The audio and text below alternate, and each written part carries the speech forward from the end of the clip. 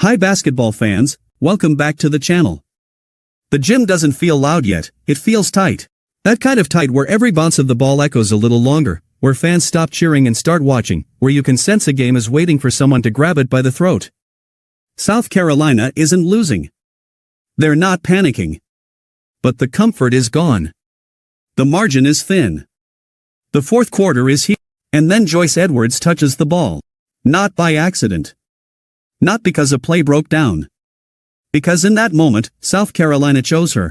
One hard dribble. A defender on her hip. Contact. Finish. The crowd explodes, not just because of the basket, but because something clicked. You can see it on the bench. You can feel it on the floor. This isn't a freshman getting hot. This is a takeover in real time. For years, South Carolina has crushed teams with depth, discipline, and denial. Wave after wave. Body after body. No single star required. But this fourth quarter? This fourth quarter tells a different story. This one is about trust. About a program mid-evolution. About a young player realizing the moment isn't too big, it's hers. Because when the game demanded a closer, Joyce Edwards didn't wait her turn. She took it. And in doing so, she showed us something bigger than a box score. She showed us that South Carolina is changing, and the future just announced itself. Picture the moment before everything changed. The crowd is loud, but not frantic yet.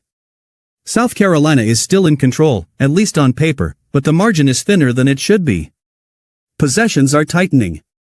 The game has slowed into that uncomfortable fourth quarter pace where every cut is scouted, every dribble feels heavier, and every decision carries weight.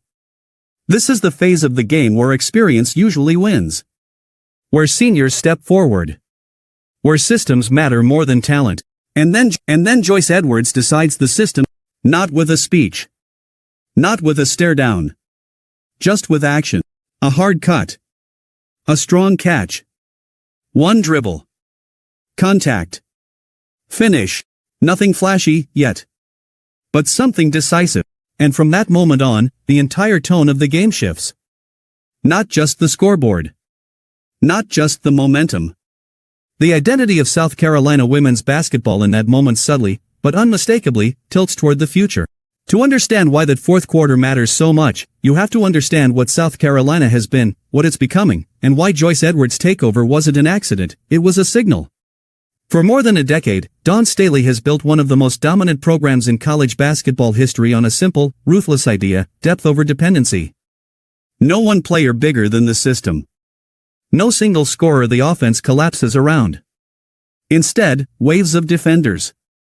Constant pressure. Relentless rebounding. A rotation so deep opponents feel like they're drowning by the middle of the third. It worked. Championships proved it worked. But systems evolve. And eras change. The modern game, especially in March, demands something else too. It demands someone who can look at a broken possession with 6 seconds left and say, "Give me the ball." Someone who doesn't flinch when the scouting report is built entirely around stopping her. Someone who understands that sometimes, balance gives way to brilliance. That's where Joyce Edwards. When Edwards arrived in Columbia, the hype was real, but it was cautious hype. South Carolina doesn't sell freshmen as saviors. They're developed. Protected. Brought along slowly. Earn your minutes. Earn your trust. Early on, Edwards looked like what you'd expect from an elite prospect adjusting to elite expectations. Flashes of dominance. Moments of hesitation. Games where she blended into the rotation instead of rising above it. But growth doesn't always announce itself loudly. Sometimes it shows up in the fourth quarter. That's what made this takeover different. This wasn't Edwards scoring because the defense forgot about her. This wasn't garbage time production or a mismatch she stumbled into. This was South Carolina choosing her. The ball finding her. The offense bending around her decisions. The spacing widened. Teammates cleared out instinctively. The reads became simpler, not because the offense dumbed itself down, but because Edwards simplified the game. Attack the mismatch. Collapse the defense. Make the right play. And she did it again. And again. And again. One possession she posts up, absorbing contact like a veteran forward. The next she faces up, takes one strong dribble, and rises before help can arrive. Then she draws two defenders and kicks out, trusting the shooter without hesitation. This is the part that doesn't show up in the box score, the confidence she creates. South Carolina didn't just score more when Edwards took over. They looked freer. The hesitation disappeared. Cuts became sharper. Defenders played harder because they believed the offense would reward them. That's leadership, and it doesn't care how old you are. For Dawn Staley, moments like this are both affirmation and invitation. Affirmation that the recruiting evaluations were right. That Edwards isn't just talented, she's wired for the moment. That she can handle responsibility without the game speeding up on her. But it's also an invitation to evolve. South Carolina has always been at its best when it stays ahead of the curve. And the curve right now bends towards stars who can close. What Edwards did in that fourth quarter reflects a shift from everyone eats to someone finished. And that distinction matters. In past seasons, South Carolina would grind teams down across 40 minutes. By the fourth quarter, opponents were exhausted, mentally and physically. The margin grew natural. But this game demanded something else. The opponent didn't fold. The defense adjusted. The system stalled, just slightly. That's when Edwards stepped forward. And she didn't ask. There's a quiet confidence to the way she plays when she's locked in. No rushing. No forcing. Just a sense that she knows where the advantage is before the defense does. That's basketball IQ layered on top of physical dominance, and that combination is rare. You could see it in how defenders reacted. The first bucket surprised them. The second worried them. By the third, the help defense came early, and that's when Edwards made them pay in different ways. She wasn't just scoring. She was controlling time, space, tempo. This is where the fourth quarter becomes more than a hot streak. It becomes a declaration. South Carolina isn't just rebuilding. They're redefining how trust is distributed. For years, trust came from seniority. From time in the program. From defensive consistency. Now, trust is also coming from readiness.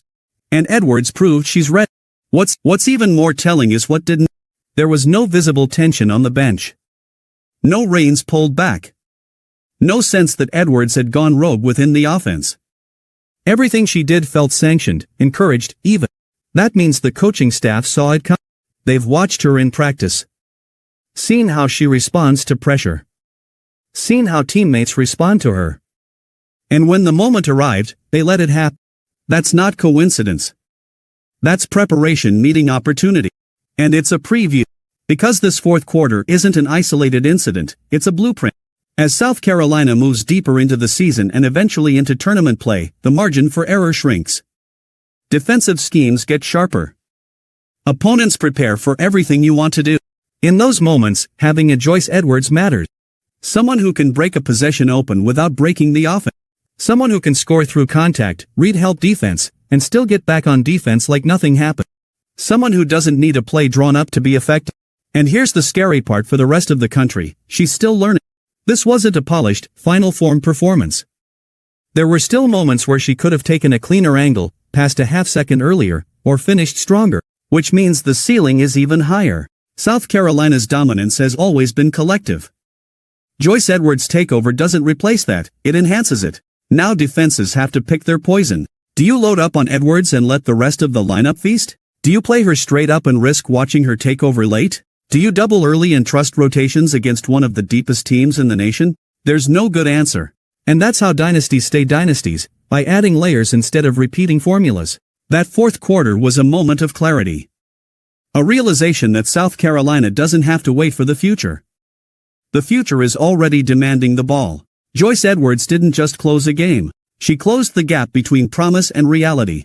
And if this is what she looks like when the stakes rise, then the rest of the season, and the rest of the country, better be paying attention. Because when March arrives, systems matter. But closers decide everything. And South Carolina just found another one.